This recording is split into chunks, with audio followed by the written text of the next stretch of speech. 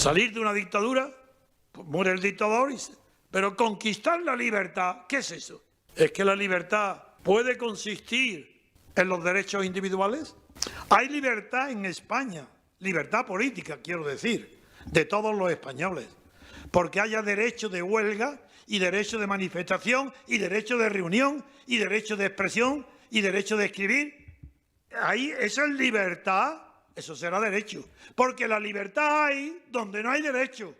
¿Qué es la libertad? Pensar un segundo. Aquello donde no tiene derecho puede haber libertad. Cuando es el ejercicio de un derecho, ¿eso qué? Pues va a ser libertad. Eso será una facultad, una autorización que te da la concesión de un derecho subjetivo para que tengas el uso de las libertades que ese derecho te permite. Derechos, claro que hay individuales, pero libertad no. La razón es muy sencilla. He dedicado mi vida a conocer lo que es la filosofía del derecho, el derecho subjetivo. Pero si todo derecho subjetivo necesita una ley para crearlo. ¿Y qué quiere decir esto? Que todas las libertades que tenéis, que conocéis, todas han sido creadas por leyes. Tenéis la libertad que os da la ley.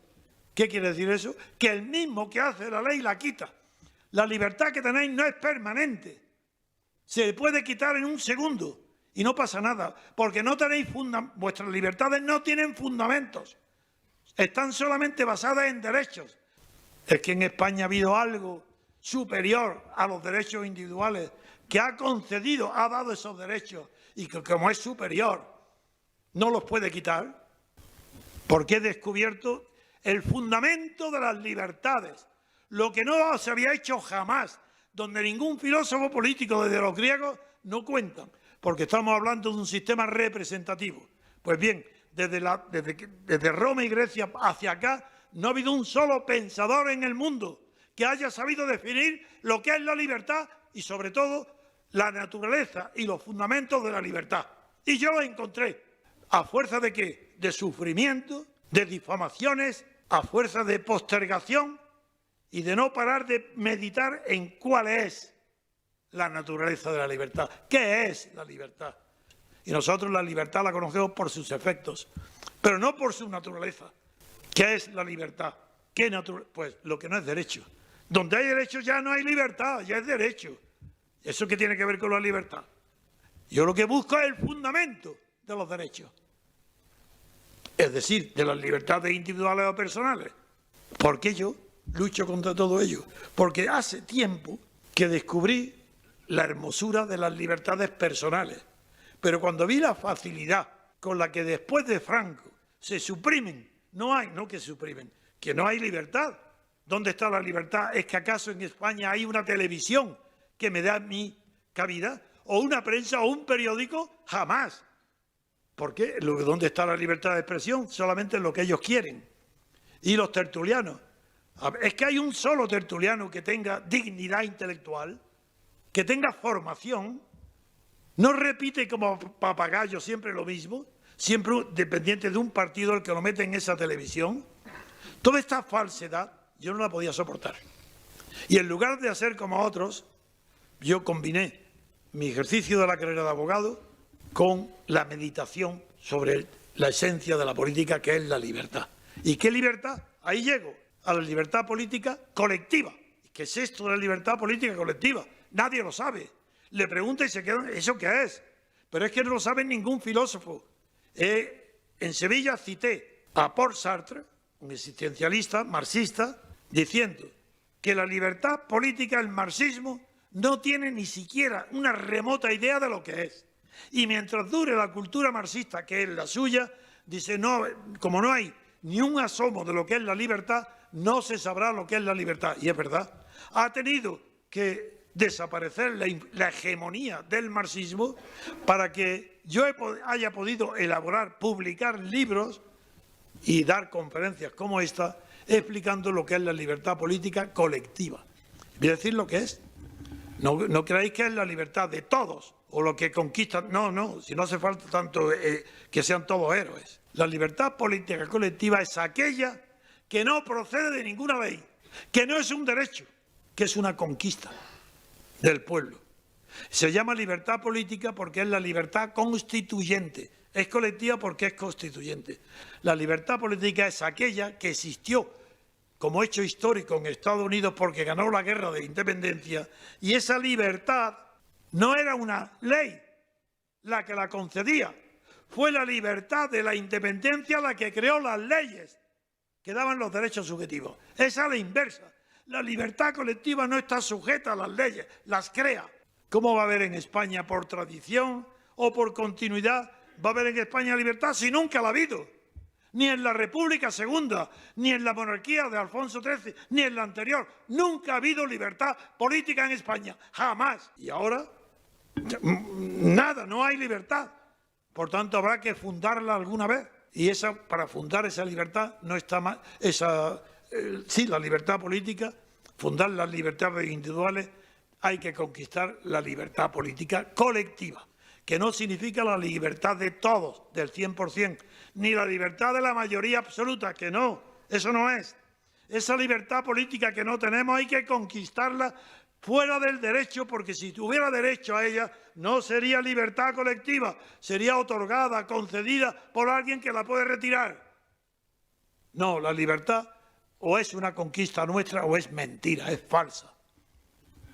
¿Qué quiere decir libertad constituyente? Que la Constitución no puede ser producto ni de un general, ni de un grupo cercano al general, ni de partidos políticos, ni de enchufados. Una Constitución no puede ser elaborada más que por diputados a Cortes Constituyentes en España. Y esos diputados a Cortes Constituyentes tienen que estar elegidos directamente, no por el procedimiento actual de listas proporcionales, no, persona a persona, sabiendo quiénes son. Usted ha dicho que para conseguir una libertad colectiva real es necesaria una rebelión pacífica. Sí. ¿En qué consiste? Bien, consiste. Eso no es un acto, es una serie, un proceso. Y el primer paso del proceso consiste en no votar. Fíjate, no votar. El que vota, una de dos. O es un ignorante que no sabe lo que está haciendo, que es votando a la corrupción y la mentira, o bien lo sabe. Entonces, en el primer caso, tendría una suerte enorme que le llamaron es un pobre idiota. En el segundo caso, es un corrupto.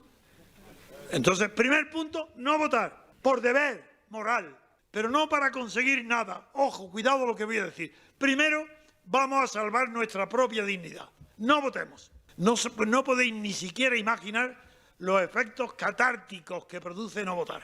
Las personas que no saben que votan y cuando me oyen han dejado de votar, han cambiado su vida. Y me dicen a mí, cuando me reúno con ellos, como en Murcia o en Almería, y lo han visto aquí, cito personas que han asistido a lo que estoy diciendo. Cuando digo no votar, me dice, yo mismo digo, bueno, es largo el procedimiento para llegar a la libertad política colectiva y yo no lo veré. Y me contestan uno a uno todo igual.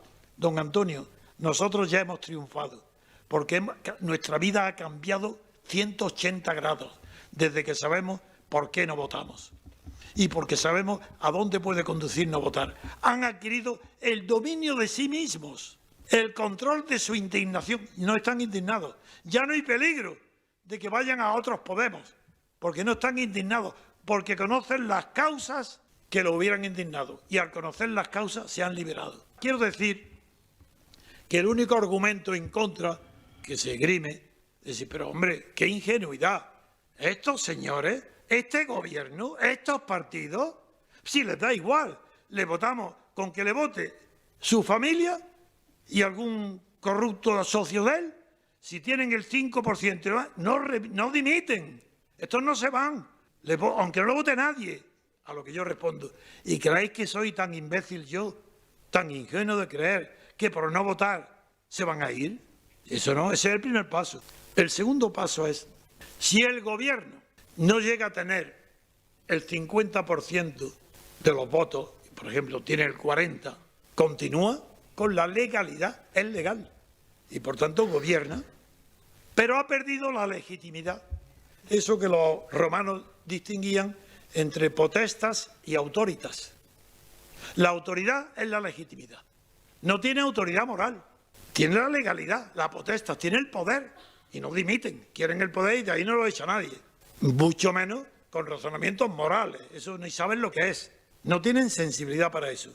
Pero se produce un fenómeno, que un gobierno, cuando está votado, como se ve permanentemente en todos los países del mundo, cuando es votado por unas minorías y tienen menos del 50%, atraviesa un estado parecido al de las reptiles, por citar un ejemplo, lo pongo de ejemplo porque es lo más parecido que hay a los políticos, tanto por reptiles como por cambiar de camisa. Estos, en el momento del cambio de camisa, están expuestos a que la picadura de una avispa los mate, a una serpiente, a un pitón. Bueno, pues eso es lo que pasa si a un gobierno no lo vota más que un tercio, por ejemplo, está expuesto a que un incidente tan absurdo como una señorita que hace exhibiciones de limpieza con su cuerpo en la calle. Sí, digo, sabéis a lo que me refiero. Yo no soy ordinario, no puedo pronunciar esas palabras. O bien otra, la maestre, que considera que una capilla dentro de la universidad católica puede ser profanada.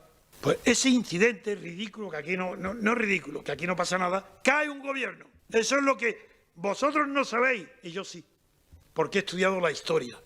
Un gobierno sin legitimidad es igual que una culebra cambiando camisa. Y hay que provocar ese estado de debilidad.